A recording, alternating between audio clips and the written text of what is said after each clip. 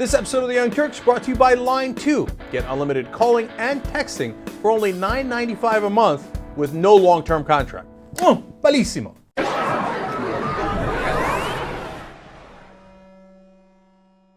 Yesterday, I told you that President Obama was doing himself a great disservice and the party by agreeing to this Republican proposal on tax cuts, because then since he's agreed to it, he's now going to have to defend it.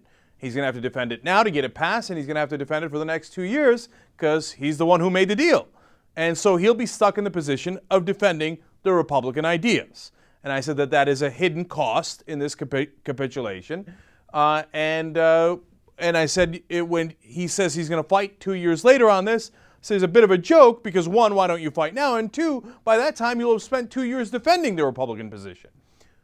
And unfortunately, I was massively right. Let me tell you what's happened today.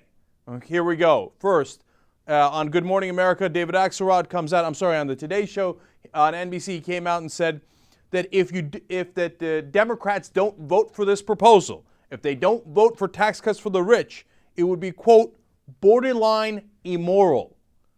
So now if you don't do tax cuts for the rich, you're borderline immoral. That is the top strategist for the White House, just getting warmed up. On Huffington Post, several White House allies have talked off the record to them. Here is a direct quote.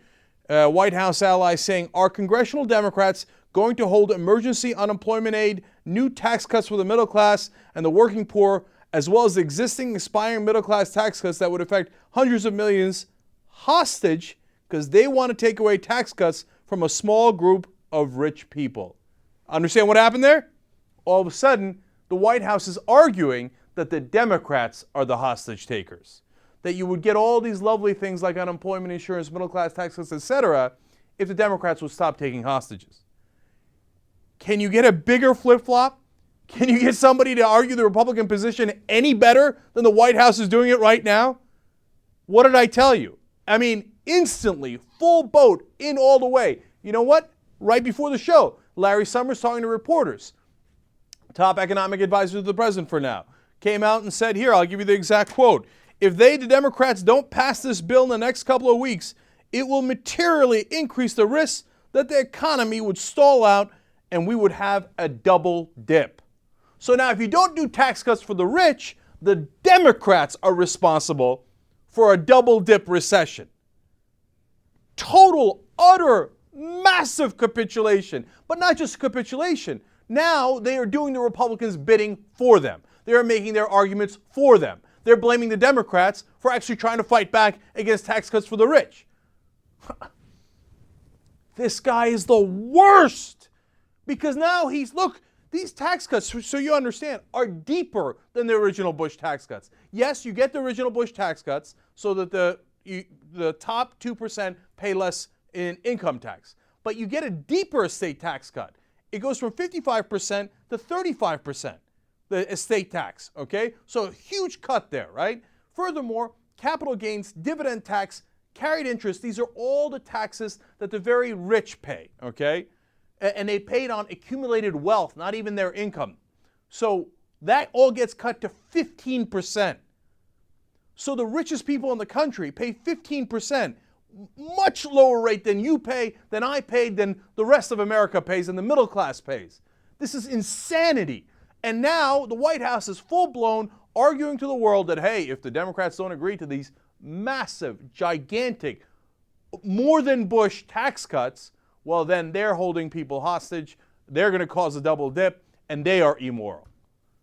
Now, the Republicans couldn't have dreamed of a president this good, because not only do they get everything they want, probably more than they ever dreamed of, but on top of that, they get a Democratic president making their best arguments for them. In fact, let's go to Karl Rove. Karl Rove says, quote, this is to Politico, the fact that these have been identified as the right policies by an administration that has had a knee-jerk response that if Bush promulgated it, we have to be against it. Well, it's a recognition of how sound these policies are and how necessary they are. In other words, Karl Rove saying, hey, look, here's Obama agreeing we had the best policies. We were right. Tax cuts for the rich are awesome. The Democrats were wrong. And I would like to introduce my president, Barack Obama, to make that point for me. Bill O'Reilly continues on the same exact vein. Let's go to clip number 1. Well, first of all, good for President Obama. Good for him. Yeah. He did the right thing for the country by backing go. away from raising taxes on the affluent and small business owners. The president knew that would not pass in the Senate, and a stalemate would have caused a tax rise on all Americans. Now there's a chance that tight money might loosen up and business might start expanding again. That is the only way out of this bad economic mess we're in. But the ideologues on the far left are not interested in any of that. They want income redistribution and the economy be damned. The president then went on to say that the deal he made with the Republicans will likely stimulate the economy. So my question is, then why did you oppose the deal up till now, Mr. President? Booyah. Mr. Obama sounded like a supply sider today, did he not? There comes a time when every president has to do what's best for the folks or perish politically. And Barack Obama stuck up for us today.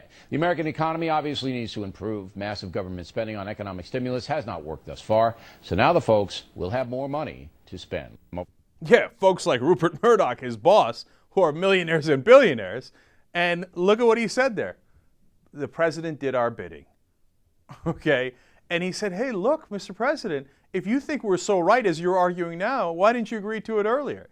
The minute you agree with them, they use it against you. And by the way, in the Senate now, aides are talking to reporters and saying, oh my God, the White House is pushing polls on us, trying to convince us, and then have us tell the American people that actually tax cuts for the rich are really popular. Here's another quote from an aide. He says, quote, the White House now wants us to defend extending the Bush tax cuts, saying it's not just good enough that they have spent out all their minions from the White House to make the Republican position, but they are demanding that the Democratic senators also agree with the Republicans, bow their heads, and make the case for it. Oh, hell no, man. Oh, I cannot wish Bernie Sanders and the rest who want to block this bill greater luck. Oh, okay, with Godspeed, man. Please, please, whatever you do, defeat the president. Defeat President Obama, who is 100% sold out to the Republicans here and the rich, and is going to give them the tax cuts that they have been dying for and that they couldn't even get sometimes under Republican presidents. Oh, hell no. No. This president is certainly not, I mean, it depends on what you call a Democrat.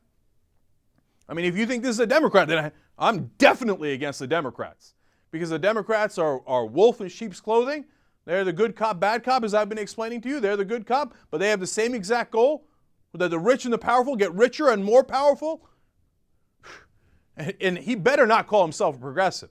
And he's got people on TV today arguing, how could you possibly be against this deal? What a lovely deal it is. If you're a billionaire, it is a dream come true. You couldn't have asked for a better deal than this.